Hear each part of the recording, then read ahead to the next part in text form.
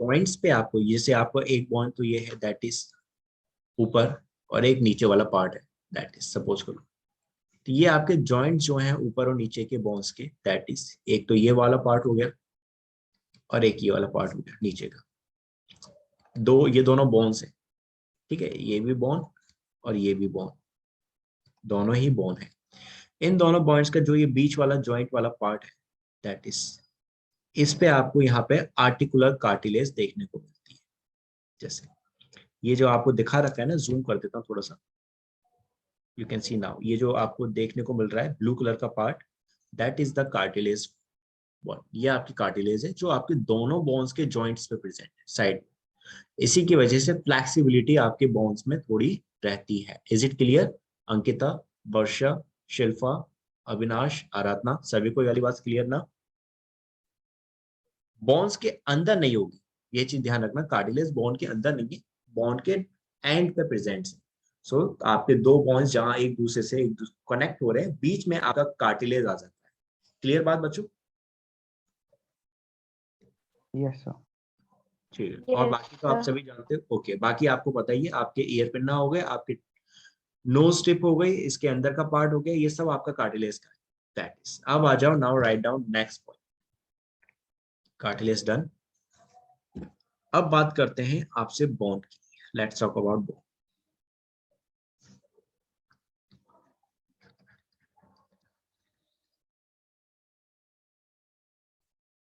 ठीक है, बोन की बात कर रहे हैं। तो देखो बच्चों, आपका बोन कैसा है? हार्ड है, that is hard, and non flexible है, that is non pliable. Pliable, non pliable है, that is non pliable matrix. आपने देखा था आपका जो कार्टिलेज था उसका प्लाइबल मैट्रिक्स था, लेकिन यहाँ पे ये नॉन प्लाइबल हो गया, यानी नॉन फ्लेक्सिबल है। दैट इज, क्यों है? बिकॉज कैल्शियम यहाँ present, that is rich in calcium salts, calcium salts, जैसे कि calcium phosphate, suppose calcium phosphate बहुत होगा यहाँ पे। एंड इसके अलावा यहाँ पे आपके कोलेजन फाइबर्स होंगे जो कि स्ट्रेंथ प्रोवाइड करेंगे, एज यू नो इनका काम स्ट्रेंथ प्रोवाइड करने का था। And collagen fibres which give strength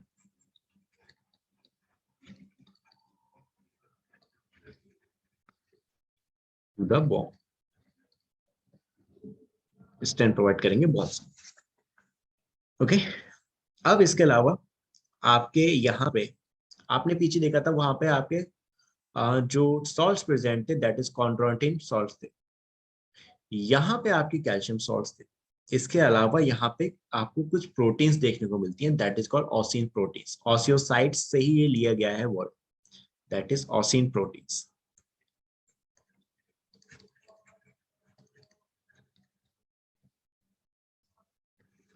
are present. इस तरह की प्रोटीन्स आपको वहां देखने को नहीं मिलती।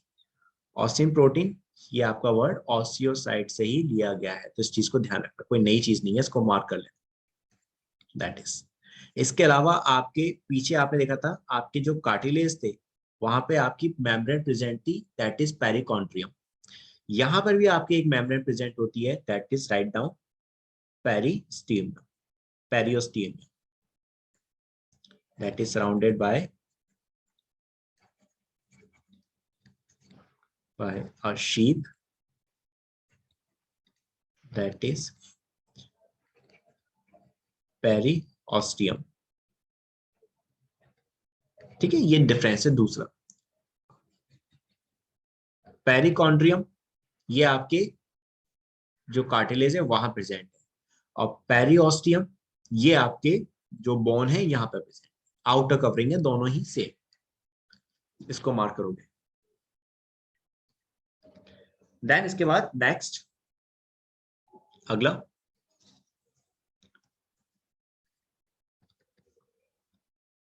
आपकी जो बोन होती है,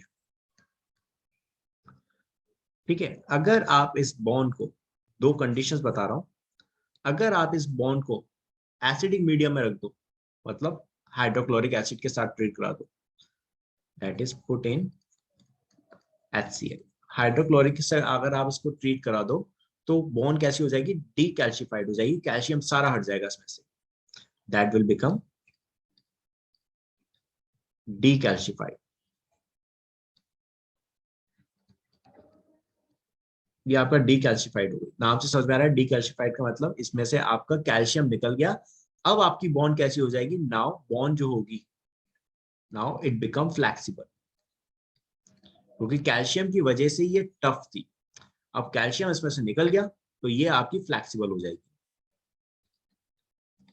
ठीक है, एसिड में रखने पर। लेकिन अगर आप इसको अल्कलाइन मीडियम में रख दो, जैसे कि आप पोटेशियम हाइड्रोक्साइड में रख दो, तो इस पर फिर कोई फर्क नहीं पड़ता, no effects.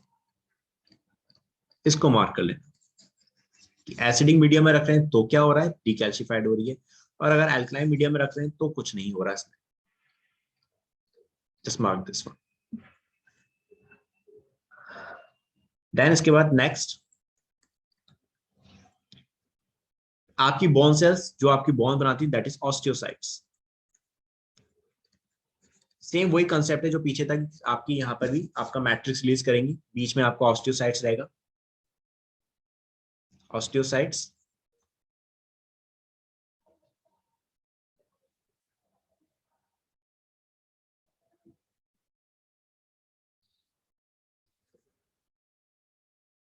are seen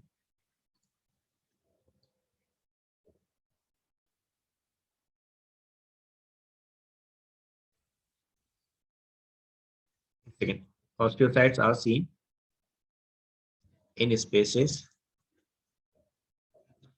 that is called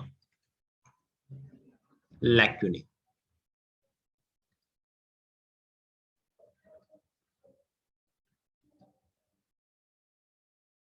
ठीक है, that is called lacunae। Same वही कंसेप्ट कि आपका जैसे ये ऑस्टियोसाइट दिखा दी मैंने, ऑस्टियोसाइट के चारों तरफ ये आपका matrix, that is like this. ठीक है, और इनमें ये बीच की जो स्पेस है, इन स्पेस में आपकी और डिफरेंट डिफरेंट ऑस्टियोसाइट्स प्रेजेंट होंगी लाइक दिस।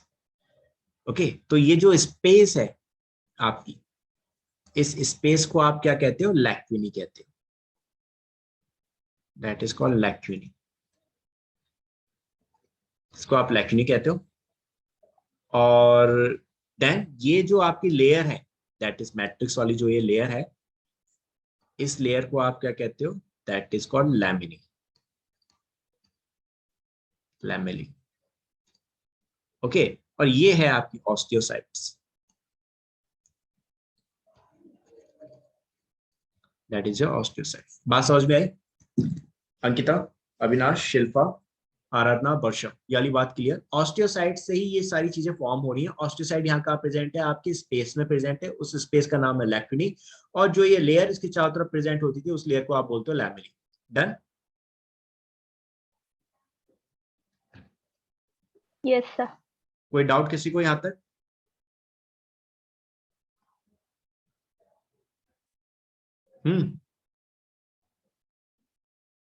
किसी को कोई डाउट बच्चों?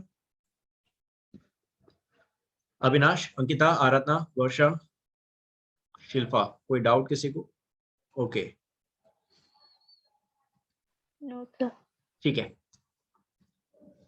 ओके। मैं आपको यहाँ पे एक डायग्राम और दिखा दूं।